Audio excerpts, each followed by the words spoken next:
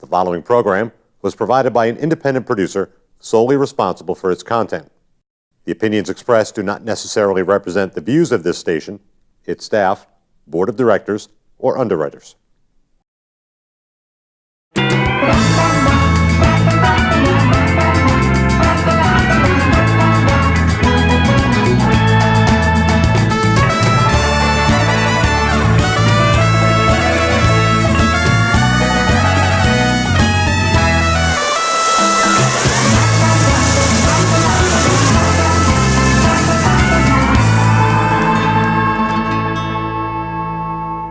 Hey everybody, CammyBaker.com here. Super excited to welcome you to the Happiness Jungle TV show, where it is always happy, even if it is a jungle. And today we are having a new friend of mine, Tommy Hibert, on.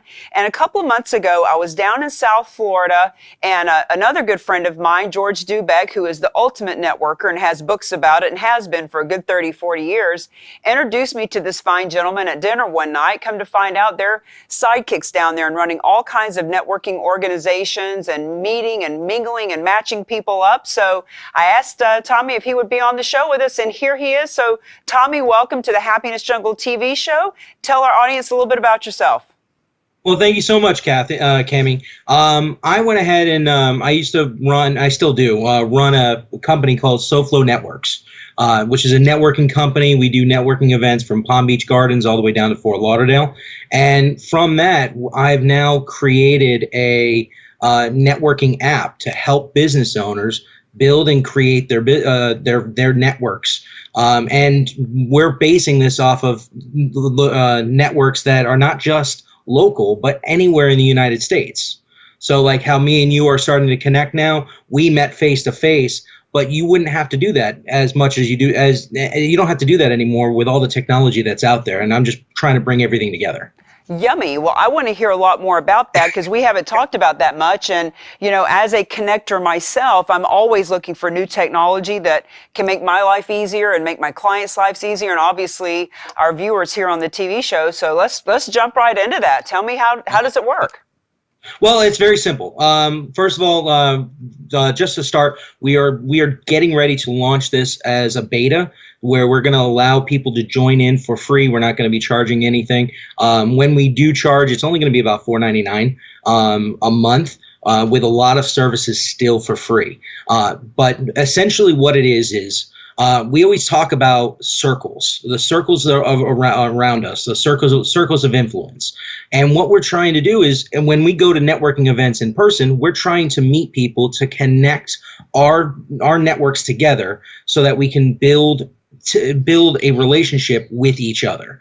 So what we've done is we've taken the local networking events and we found out what's worked. I've done it now for years, so I understand the key parts of networking, and we're actually giving a user the ability to create their own event. But instead of it just being a random event allowing just random business owners, you can actually target the market you're trying to connect with. So for example, if you're a real estate attorney, you want to connect with real estate agents, you want to connect with mortgage brokers, you want to connect with builders and people in the plumbing and all the service industries. You can target those people directly and actually meet people you've never met before in that space. And you can target the location. So if you are a business that is like a restaurant, you really can only target your local business because people on the other side of the state can't come to your restaurant. But if you're a real estate agent, you can connect with people all throughout the state of Florida or whatever state you're in. I'm in Florida. And that's really the big thing that I want to try and bring forward and bring out for people to know and understand. So give me an example, like when you say that you can connect with other people, are you talking about actually having a way to connect with them and then go meet physically, or actually connect in like a Zoom type of thing? And give us a differentiator between your app and your system versus just going on LinkedIn and finding 10 realtors and inviting them to come on Zoom with you, that type of thing. Yeah. That is a phenomenal question, and it's in multi-steps. So I'm going to explain it in general. So what we're going to do is we've connected the video conferencing technology along with meeting people together. So what it will do is you'll actually be able to, on our app, you'll be able to actually create an app, market it out to those people, and be able to talk with them face to face through your phone, using your camera and everything else. So you're actually having a full-on conversation. The other parts of it is, like you said, the difference between LinkedIn and just asking people. You can do that, but what happens is that there's a lot of processes involved in doing that. So first of all, you got to find the people on LinkedIn.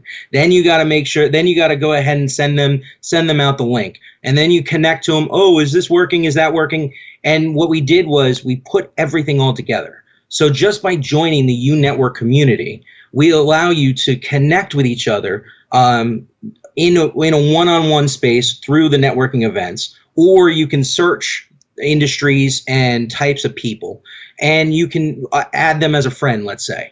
And now, let's say me and you, Cammie, go ahead and link up, and I'm sure we're going to on U Network. Now I have a direct line of communication, because one of the biggest failures that happens in networking events is what I like to call the F word of networking, and that's follow-up. Most people do not follow up whatsoever. This allows you to actually have them in your phone, in your contact list. You can hit a button and you're making a call to them. You're hitting another button, you're doing a video call with them. You can schedule a meeting with them. If they're local, you can schedule a meeting with them face to face. And all at the same time, you're not giving out your phone number, you're not giving out your email address unless you want to.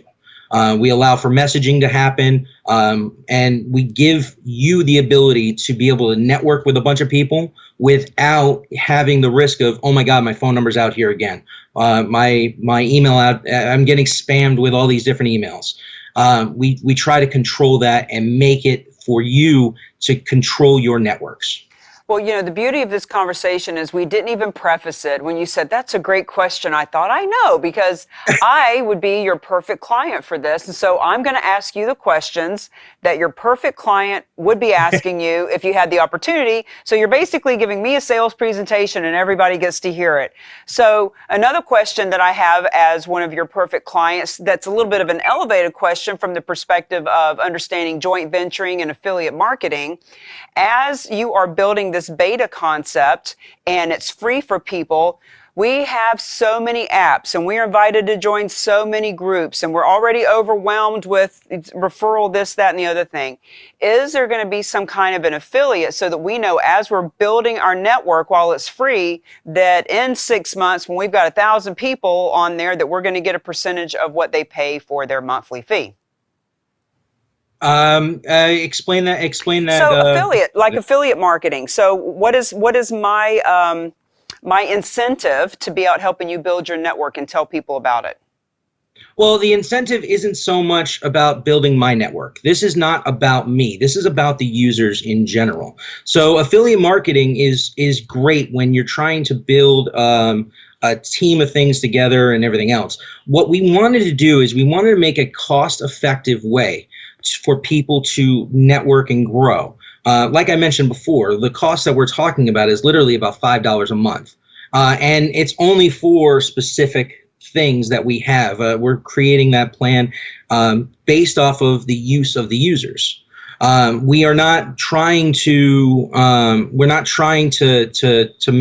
$1 million off of one person. The idea of this is to build this network up together and create something that is beneficial for everybody all throughout the U.S. So the affiliate marketing side, we are not doing that, but we're also keeping the costs low so that there would be really no reason for you not to join up and everything else. Now, everybody that's through our beta test, we will have special offers and we'll have special gifts to thank them as being a part of the beta program to help build the network.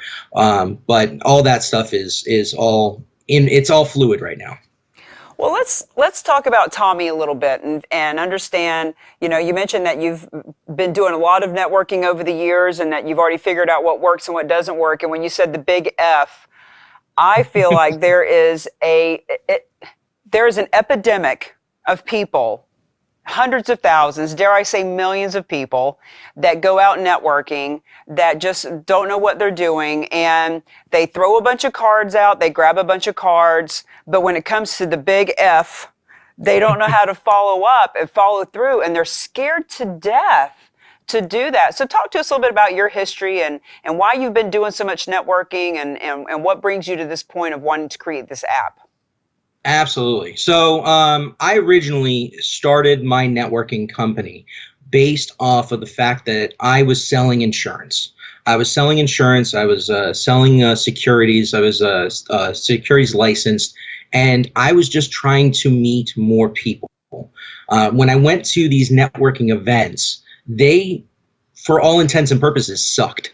I hated going to them because a lot of times the person that was creating the event was trying to just get their point across, just trying to push their message, and it was not about the attendees. So what I did was I created events that thrived off of people understanding what networking is. I would always spend about 5 to 10 minutes explaining how networking is successful, how networking works, and pushing the follow up and follow through on things. The other part that I did was I made sure that, especially in the beginning, that I sat down, either whether it's over the phone, over the internet, or in person for a cup of coffee, with every single person that I came across. I didn't care if it was at my event. I didn't care if it was at another event. We met for dinner, and you got a phone call from me and an email almost right away, because that's what networking is all about.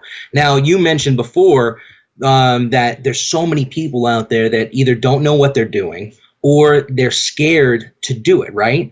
I think the biggest problem that people face when it comes to networking is they don't understand what they're trying to accomplish. They understand the goal that they have. I don't have enough clients. I need to meet more people. They don't understand that when you go to a networking event, the networking event isn't the place to get the clients. Networking events are there to build relationships with people that want to rant and rave about you, that want to go ahead and grow with you. Maybe you're finding people that are in a similar industry. Maybe you're finding people that are competitors, but guess what? They don't do exactly what you do. And maybe there's some synergy there. And people only look around, they go ahead and they pass out their business card, and they expect 20 phone calls the next day, expecting for their sales to jump off the roof. And essentially that just does not happen. You have to build those relationships. You know, I hear people say all the time, well, yeah, I went to that event, but it wasn't that great. I didn't have anything happen. So to your point, they're almost expecting instant gratification. If somebody doesn't buy their product or join their business or sign a contract right then and there, they feel like it wasn't of good use. And one of the things that I say is stop looking for leads and start planting your seeds.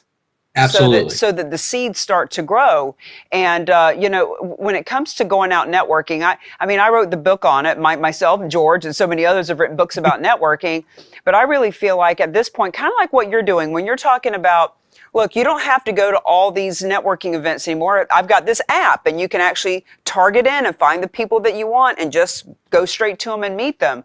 You know, with what I do with helping people with a cause to market themselves, I've been calling it lately how you can be a referral magnet by using your business as a force for good. Because instead of going to these, you go to a networking event, there's 30, 50, 100 people there that may or may not need you or your service.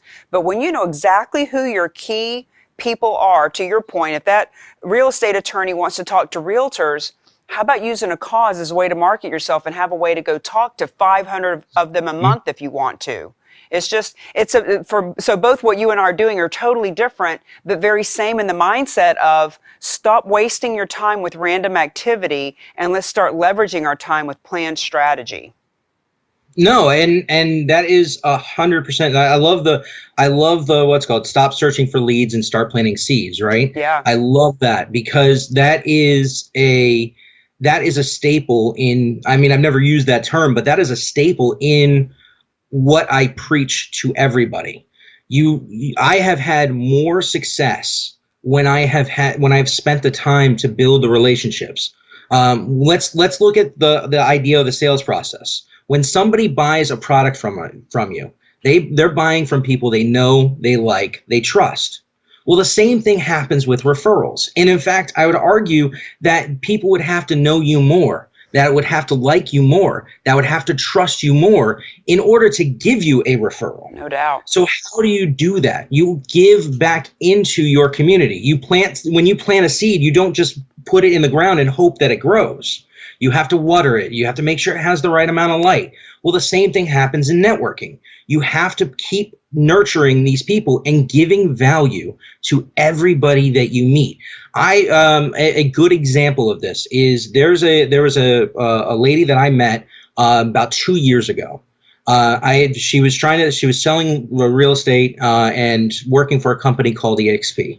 I had no real leads to give her at that point in time. We touched base, we talked every couple of months. We'd send each other an email randomly, just helping each other out. Now, in turn, 2 years later, I gave her a great lead that was a broker up in New York that ended up needing to join with her because of situations that he had. So he ended up joining with her, and it ended up being great. And she ended up connecting me with an attorney that actually helped me with this process of building this app. So it's never the instant gratification. Never going to find it in a networking event. And when you do, it's very, very, very rare. Well, absolutely. And when you said that that one of the reasons people don't have success is because they don't know what they're doing. They don't know what the process is. I would also argue that one of the reasons why people don't have success is because they don't know how to present themselves in such a way that they are confident, that they are influential. They don't know what to say or how to say it, and so they end up coming off salesy or icky or wishy-washy or insincere and just all these different things. And so, one of the things I say about the cause marketing campaign is I'm basically tricking people into leaving that icky salesperson at home. And now you can show up authentically, because instead of showing up for the phone call, for the Facebook Live, for the networking event, for little Billy's soccer game, whatever, instead of showing up thinking, gosh, if somebody asks me what I do, how am I going to explain it? What's my 30-second elevator pitch? How can I squeeze in there what I do? And having all that craziness in our heads. Instead, when we have a cause that we're passionate about and there's something going on there. So I've been saying to people lately, when people ask you what you do, start thinking about what you are doing. What you're doing. Mm-hmm. So when they say, hey, what do you do? You know what? I'm so glad you asked, because I'm doing an antique car show and the proceeds go to the Live and Let Live farm, and we're looking for sponsors, and we're looking for cars, and we're looking for blah, blah, blah. And it just, it takes the icky salesiness out of it and takes the what do you do, the 30-second elevator pitch out of it, and lets them show up authentically. And then, to your point, when people actually like you, then when they say, well, that's so interesting what you're doing. Well, let me ask you, what do you do anyway? And when they ask you like that, now they actually care. Well, that's exactly what I love, right? When that question that you mentioned before of how people they go in, they feel that they come off as salesy and stuff like that. A lot of times they don't understand why they're going to these events. What I try to do when I teach people how to actually network, I tell them, don't come up with an elevator pitch. Like you said, tell people what you're doing, not what you are, or not what you do. But also give them just a brief snippet. Hey, I go ahead and I create an app for networking. It's going to be amazing. It's going to be brilliant. But let me ask you, Cami, what do you do? Mm-hmm. What is it that you do? Because at the end of the day, when we're talking to the person across from us, people do love talking about themselves. And if you give them the open invitation to talk about themselves, and you're breaking that ice, you're breaking that barrier of that, because a lot of times what happens is people feel awkward stepping in and saying, I do this, I do that, I do this. And people feel awkward hearing it that way. But if you break the ice and you say, what do you do? Tell me everything you do. And then you ask follow-up questions about that. You ask information and actually listen to them. When it comes to you, they are going to listen to you. I love this conversation because I think this is so beneficial for people watching to hear these perspectives about this, because like you said, when you put it back on their plate, people do want to talk about themselves. At the office, nobody's asking them what projects they're working on. At home, the husband or wife isn't asking them. Their kids don't care. So when you actually ask them, and not what do you do, but hey, tell me what projects you're working on right now. Hey, tell me something about you that has nothing to do with your work or where you're from. And when I ask people a question or make a statement like, hey, what's your favorite book? Or, hey, what brings you out tonight? What's your intention? Who are you looking for tonight? What are you looking to do tonight? What's your intention? When I ask them something that they're not expecting, here's what happens, Tommy. They stop, they look up, and they think. That means they're thinking. They're actually, as opposed to verbally vomiting that 30-second pitch that they've already practiced. Now they have to stop and think. And when you ask somebody, hey, tell me something about you that has nothing to do with your work or where you're from, now 90% of the time what happens is whatever they say to you is something that they're passionate about or something that really turns them on. Like, for example, well, I'm redoing a 68 Mustang, or my granddaughter's in a play and I'm creating her dress, or I'm writing a book that I've always wanted to write. So whatever it is that they tell you, what happens is now you've snapped them into reality. They're not in elevator pitch mode. They're in reality. They get a little rush of serotonin and dopamine. They actually feel good. They smile and start telling you about something that turns them on. And ultimately, psychologically, physically, you just made them feel good, and they're going to remember you for that. They're not thinking, wow, she made me feel good. But what they will think is, wow, I like that person. Like, that's a great conversation I just had with them. You didn't even say anything. You let them talk. And then when they've said all that stuff, now what you do can be more tailored to what they need, or now that you've heard a little bit about them. So I'm sure for you, for example, or for myself, I'm an author, I'm a speaker, and I'm a coach and a mentor and a business strategist. But if I say all that, it doesn't mean anything. If they don't have a group, they don't need to know that I'm a speaker. So we need to know what we can say to them to get them excited. And on top of it, it all goes back to they know, they like, they trust.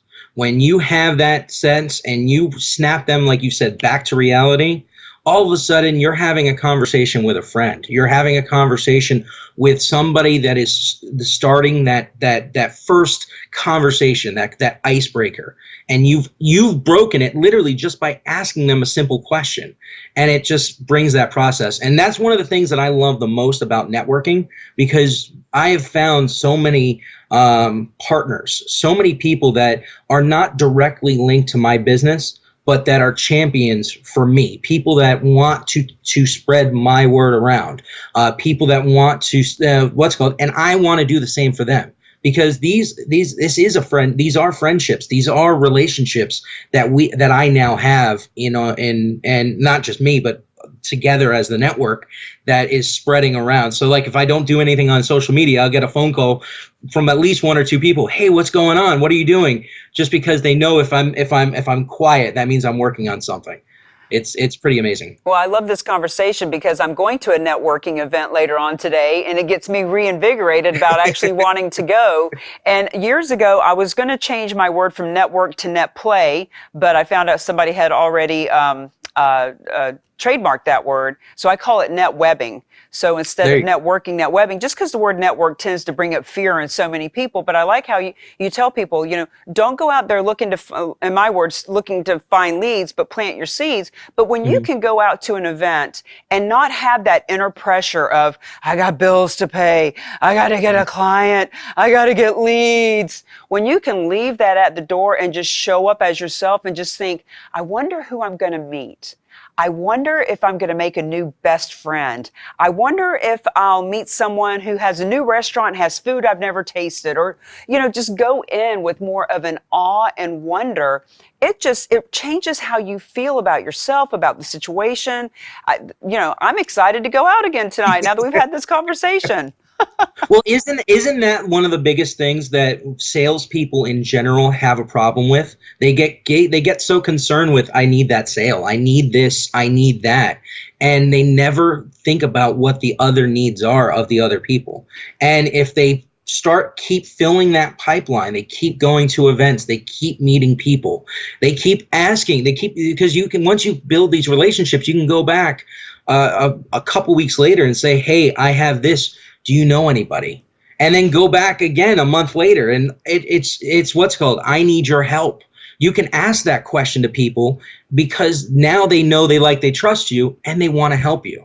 And and like you said, it's huge. I have another friend, John Melton, who actually, he and his wife have now been featured on one of the lists online of one of the top income earners in network marketing of all time. God bless them. They're like 40 years old and massively successful. But he calls it commission breath. When you're desperate for a sale and when you're talking to somebody, you've got commission breath and they can just smell it on you and it just reeks off of you. So, stop. People just scatter. Yeah. Well, it's like my analogy with when you're throwing all those cards out and you're throwing the cards out, it's really quite repelling, and it's like being a skunk. You're spraying and praying and you're a skunk. And then there's the other people grabbing up all the cards. Give me your card. Let me grab a card, and grab cards off all the tables. And those are the squirrels. They leave squirreling the cards away. And then the people, dun, dun, dun, dun, try my product, join my business, sign my contract, the aggressive, assertive sharks. And so that with netwebbing, we learn to become a spider. So, Tommy, we have got 58 seconds left. Tell us what you want everyone to leave with when they think about you and when they think about networking and your network. The biggest thing is UNetwork is all about building and developing your networks. Right now we are going to be launching our beta program very, very shortly. You can find out, we have a promo video on facebook.com/UNetwork. It's going to give you a lot more information and the ability to sign up, give us your name and email address, and we'll let you know as soon as it's ready to go. And and we're going to be all set, and there you are. Nice. Well, everybody can see on the screen the name and how to spell it. I highly recommend that you grab a hold of Tommy on Facebook, on LinkedIn, and on UNetwork. CamiBaker.com here. Super excited to be part of the Happiness Jungle and have yet another powerful and inspirational person on with us. Thank you, Tommy. Thank you. You're welcome.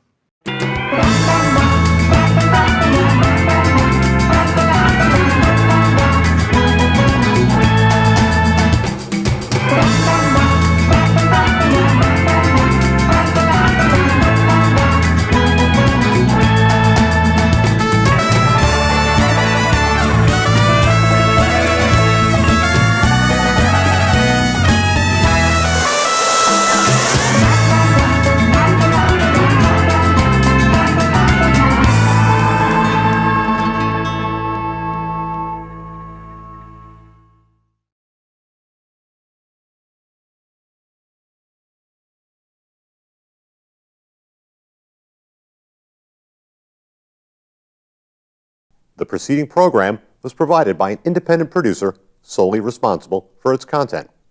The opinions expressed do not necessarily represent the views of this station, its staff, board of directors, or underwriters.